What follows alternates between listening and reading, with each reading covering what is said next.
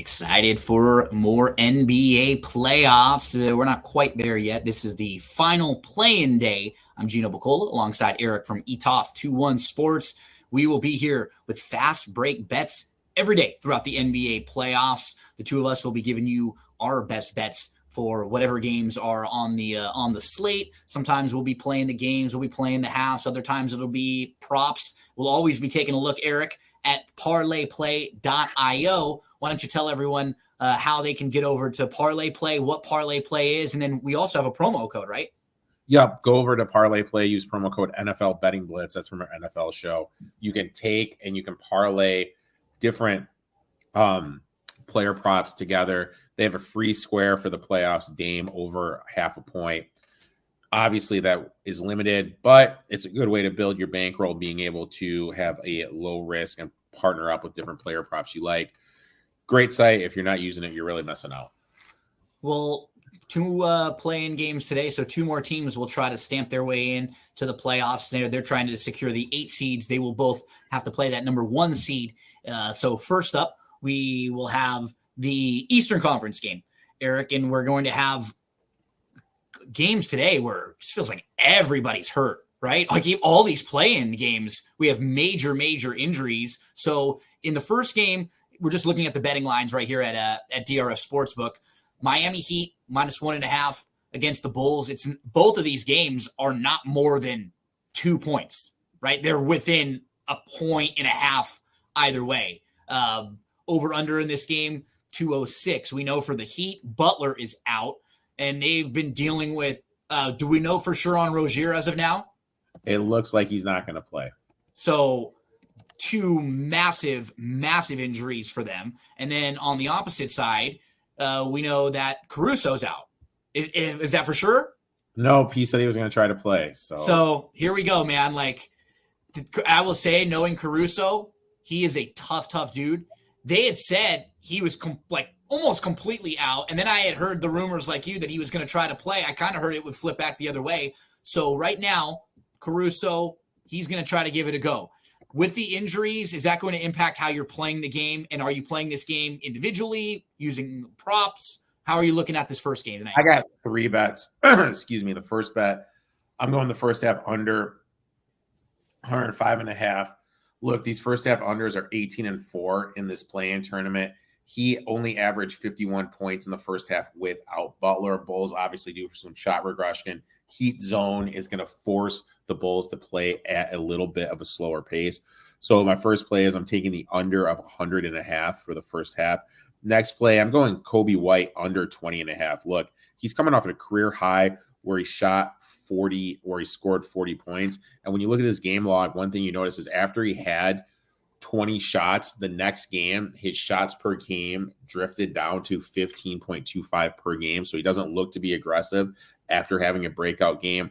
I think the Heat are really going to focus on him and DeRozan, take those two guys away and force the other team guys to beat them. So I did White under the 20.5. And then my last one, I took the Heat -1.5. Look, I do really not like this Bulls game. And the funny thing is if Butler was playing, I would probably look to bet the Bulls. This line would be a little bit inflated. Alex Caruso a little bit flamed up. I said Corso, geez. That's going to put the big head on. That's going to hurt the depth of the Chicago Bulls. I agree. Spull, he's really solid defensively. Everyone jocks his offense, but his defensive matchups and what he's able to do is just insane. I think he's really going to make life tough for DeRozan and White. And really, with no Butler, this Heat team even becomes more of an outside shooting team. And this Bulls team is toward the bottom of the pack, defending the three-pointer that kind of plays into him. Tyler Hero due for some positive shooting regression. The big guy from the Bulls, Venasush, I'm spacing on his name, doesn't match up well with Bam Adebayo. Bam played great against the 76ers. I expect them to ride Bam. I expect a heavy Hero game. And I just don't trust the Bulls, especially coming off a game where they're due for some shot regression. And they beat the Hawks, who were one of the worst ATS, they were terrible in modern basketball. So look, Heat -1.5. I have one play in this game. I have 3 in the second game. I'm going to play Jaime Jaquez Jr. Actually, I have same player, but I'm going to play two different things on this. A little bit of like a mini ladder. Jaime Jaquez Jr.'s point total is 13.5. I'm going to play over on that. And he's actually plus 125 to score 15. I also hit that. Just looking at this game, no Butler, probably no Rozier now. They're going to need other guys to score. And who is someone looking at their roster who you can actually get the ball to inside? He can score, he can hit some threes for you, and he just feels like a playoff player. One of those guys that he's not flashy. When things are really slow down and when it's a real rock fight, he's someone that has no problem in that type of setting. He played 22 minutes and he had 11 shot attempts, 15 points in the play-in. Now without Butler and Rozier here, his shot attempts are going to have to go up. His minutes are going to have to go up. So I just think he's going to be out on the floor more like 30 minutes here in this game, Eric. I think he's going to have a lot more opportunities, and that's not a high number. I can absolutely see him getting to, 18, 20 points in here. I like it. I like it a lot. They're going to have to lean on him a lot. He looked really great, got a lot of minutes in the first game against the 76ers, and I expect that trend to continue. He's not a typical first-year player in that. No, he's not young, right? He's very experienced. He's been in big games at UCLA. And what's nice, as you pointed out, now they already were in a play-in game the other day. So that was a playoff atmosphere. Mm-hmm. Both of those teams did not play well, but it was they played hard, right? Yeah. They were back and forth. They were fighting. It just felt like a playoff game. So he's got a feel for the intensity now, how it's a little different from the regular season. I like Jaquez in this spot. Anything else you want to mention about game one tonight? So you're leaning with the Heat. I think I'm leaning with the Heat also. That felt like the game for the Bulls where everything went well against a really bad team. And now you have to turn around without Butler. I think people are kind of writing the Heat off. And this is a team that is well coached. Do I want to back the Heat in a series without Butler? And if Rozier's not playing? No. But in a one-game situation against another team that's not very different from their skill level, I think I trust Spo in a situation like this. So I'm probably on the Heat with you as well. Let's Heat Nation, dude. Heat culture. Heat culture tonight. Yeah, right. It's all about the Heat culture. Eric, let's go to game number 2. In this one, the Pelicans are a slight favorite in this game. No Zion. In this one, Zion got hurt at the end of the game against the Lakers the other night. And he was really dominating. It was like a coming out party for Zion. And then unfortunately he gets hurt with a few minutes left to go. The Lakers win that game. So the Pelicans are favored in this one slightly. It's a 1-point spread right now, basically a pick 'em. Kings on the road here. Total in this game, 211.5. Couple plays for me, Eric, but I'll just kind of start off with the Pelicans overall. I'm playing the Pelicans minus the 1 in here. I think the way this plan was set up for Sacramento may have hurt them because getting a win over Golden State is a big deal for them. That is a team that's been a huge rival. They lost to them in the playoffs last year in a 7-game series after they were up and it looked like they were going to win. In the last 15, 20 years, Sacramento has not been very good, and Golden State has been incredible. And they're close to each other, and the fans have to hear about how incredible Curry is and Clay and Draymond. And so for the Kings to be able to be the team to kind of stomp out the Warriors and maybe be the team to put them away, I feel like that might be kind of an emotional high for the Kings. That's a little bit tough to get back here. I know this is still a huge situation. You're playing to get into the playoffs, but you feel almost like you slayed the dragon and it really wasn't for anything now. Now you got to turn around and play a team with no Zion. Brandon Ingram hasn't looked great. So that'll lead me, though, to a couple of my prop plays. Eric, I'm going to roll with the Pelicans. I like Valanciunas in this spot. Valanciunas with no Zion is just going to have to play more minutes. Now, they're not going to be able to go as small. I'm going to play Big V to score 15 points. It's plus 200. If just thinking about the matchup, Sabonis is a great matchup for him as a big because he can stay on the floor more against Sabonis. Sabonis is not fast, and Sabonis is not going to draw him out to the three-point line. What we saw the other day against the Lakers, when V matches up with a big that's quicker, he just has a tough time with AD. AD is quicker than him. AD can outmove him. Sabonis is a really nice matchup for Big V because he's got a big body just like him, and he can actually post him up. I think they're going to try to use him quite a bit in this situation. So if you look at all the games that Valanciunas played against the Kings this year, here are his point totals: 10, 15, 18, 15, 13. And keep in mind, those games were with Zion. Yeah. And Zion's not playing here. They are going to need more contribution from Big V. So I've got Big V to score 15 at plus 200. I've got the Pelicans -1. Those are my two plays on the Pelican side. Erik, I'll toss it to you, and then after I'll give my final play that's on the King side. So I did, excuse me, Jesus. I did 4 in this game. Obviously, I did my traditional first half under of -110 of 110, 18-4. Like I said, no Zion. Kings missing some pieces too with no Herter and Monk. I also played the Pelicans -104 just to win the first half. Obviously, the bounce back after what happened against the Lakers. This is a better matchup for the Kings because the Kings have a lot of wings that match up good against other wings. The Lakers are just too big and physical, and they really have nobody that can guard LeBron. When you look at... You're totally right. They just don't have that. It's a bad matchup. When you look at Fox, they have many guys that can roll on Fox, and this team goes with Fox. So I think it's a better matchup. I think defensively it plays better for what the Pelicans like to do. So I played the Pelicans for the first half. I also got the Pelicans at the game plus 100. Look, I know this team's struggling, losing 4 in a row, but I think this is kind of like the Kings just slayed the dragon. They're very depleted. No Monk, no Herter. I think we're going to see a better game from BI. I know people are making a big thing about him not being out there for the last 5 minutes. He's only played 2 games. He was out for – he's still not 100%. He's not 100%, and the big run happened when him not out there. So that's unrealistic for him to put him in there.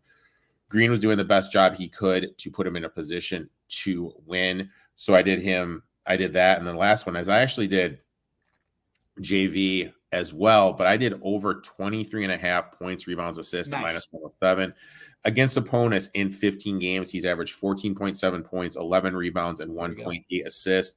He's gone over this the last 9 games he's played against Sabonis. And the last time he didn't go over this 23.5 was not since 2018. This is just a good matchup for JV. You mentioned it. He's going to be on the floor a little bit longer because Sabonis is going to be on the floor longer. And with the way the Kings play offense and what they look to do schematically, it's going to allow JV to be on there to guard Sabonis. So look, it's so funny, Erik, when you just look at matchups, and that's why it's so tricky because AD is a little too quick for Sabonis, or is a little too quick for Big V, but Sabonis is a little quicker, so he actually has dominated AD, right? Yeah. But then it's like one of those funny things. But then in this particular matchup, Big V actually has a little bit more size than Sabonis, and he does some of the same sort of things. Like he has pretty good footwork for a big man. So like he's able to kind of neutralize some of the Sabonis stuff. It's really funny when you see just having that big body sometimes versus the speed and the skill level. And just sometimes a guy like AD is able to use that speed and that skill. And then other times Sabonis or even guys like Nurkic, Jokic, AD will have a tough time with the bigger bodied guys who can just kind of back him down. They have a bigger base. That's why we'll see maybe tomorrow, you and I will talk about it. You'll see with the Lakers, they don't really try to just throw AD at those big guys like that anymore. They'll usually put Rui sometimes because he has a bigger base and then AD can kind of help, or LeBron can do the same thing.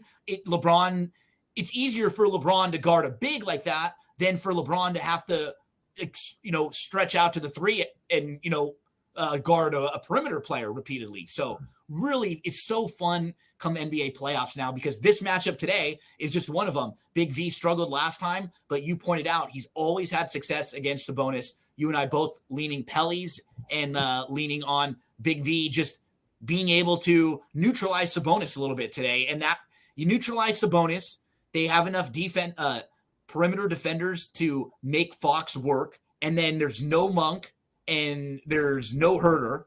So what does that leave?